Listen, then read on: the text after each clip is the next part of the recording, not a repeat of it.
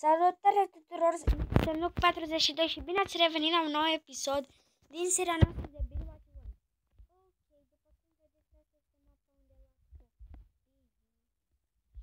Ok, după cum vedeți, asta este mapa unde las și da, în acest episod vom construi aproximativ 3 sau, nu știu, chiar 4 episoade, deoarece la Creeper trebuie să-i faci și multe detalii și tot felul de chestii și o să dureze ceva. Eu vreau să vă mai spun că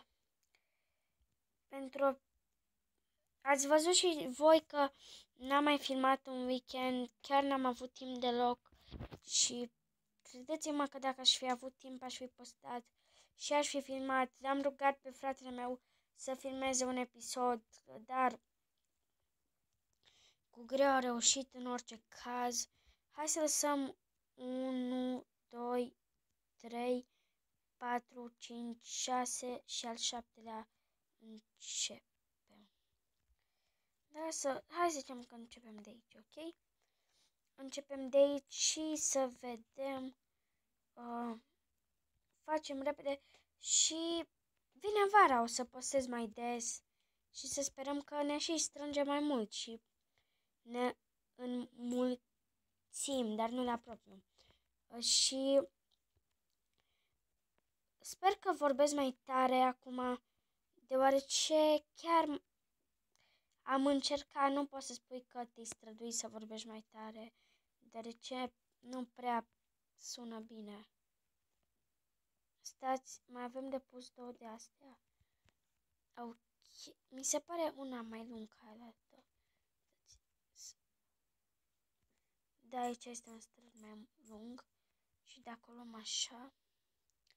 Ok, e ok. Și acum noi facem ceva de genul așa, așa. Spargem aici și trebuie să facem corpul la Creeper. Știți care are corpul? Haideți să-l mărim cam așa. Mi se pare destul de ok să-l mărim cam atât. Și să vedem ce putem să facem. Să mărim aici repede și să facem ceva de genul așa, să se unească perfect și apoi umplem așa cât putem și o să mai umplem noi așa, nu știu cât timp, dar oricum am umplut destul de mult, după cum vedeți, și nu prea mai avem foarte mult timp. Adică nu că nu avem timp, nu mai avem mult de umplut, să spun așa. Nu știu cum să spun. Și facem repede, deoarece nu vreau să ne ia foarte, foarte mult timp să stăm pe Creeper, deoarece, nu știu, oricum din câte am văzut vă place foarte mult seria de Build What You Want. Am văzut că, nu știu, la ultimul episod avem 60 de vizionări din câte știu. Nu știu acum foarte, foarte sigur, dar în apropiere, ceva de genul. Cred că am făcut cam strâmt Creeper-ul, dar cine știe. Repede. Upsi. Acum să punem așa și iar la fix și sper că nu se mai aude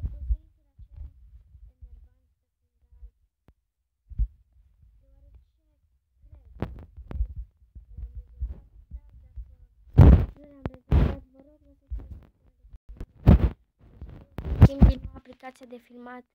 Și asta este foarte bună, dar să găsesc o aplicație care nu face așa Știți cum se spune? Spargem repede.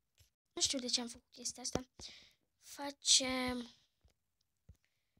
Umplem repede și chiar am încercat să rezolv, am făcut câteva setări, am descoperit că era o problemă, dar nu am făcut prea mare, doar am dezactivat o opțiune, dar cred că acea opțiune era și problemă. Repede facem așa.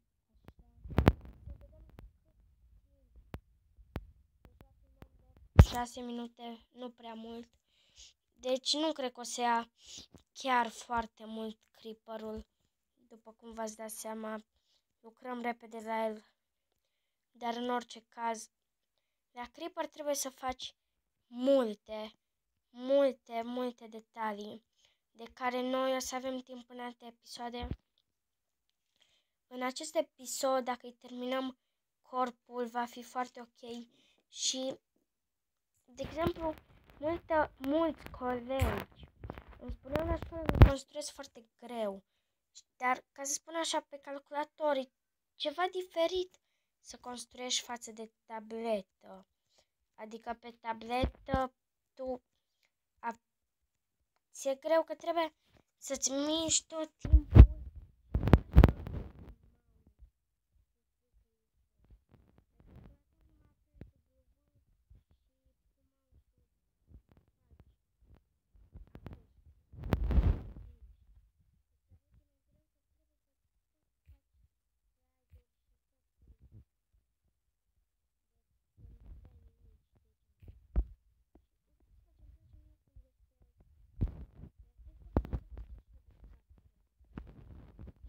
E fain, stați să sparcă.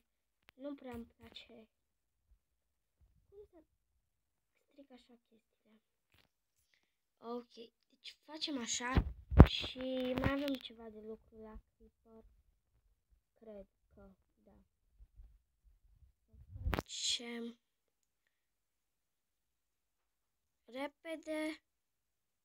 repede și bun. Acum să le facem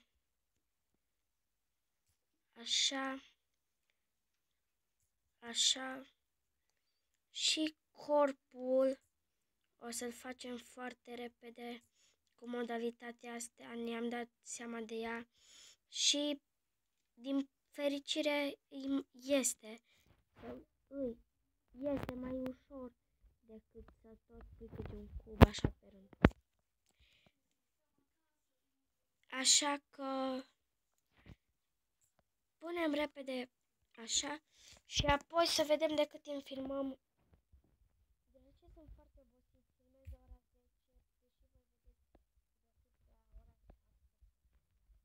deși voi vedeți nu ezitați să apăsați butonul de like, deoarece m-ar ajuta foarte mult și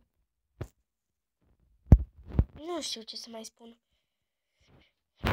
Cred că o să opresc aici filmarea, deoarece cel puțin eu sunt foarte obosit și sunt mulțumit până acum de creeper-ul. Cred că voi mai înălța puțin, vreo 2 minute, cam atât, să mai facem, deci 3. Să mai punem 3, de ce pare cam scund, spun așa. O sculptură ar trebui să fie de 10 ori mai mare, dar în orice caz, tot trebuie să fie ceva de genul, ca să nu pară prea slăbut, să spun așa. Ok, terminăm repede aici, vine seara și să închidem și noi filmarea după ce terminăm. Punem repede așa și... Ok, tuturor, cam atât a fost pentru episodul de azi. Ne vedem data viitoare cu construcția și nu uitați să apăsați butonul de like dacă v-a plăcut. Mulțumesc de vizionare, mersi că mă susțineți și pa!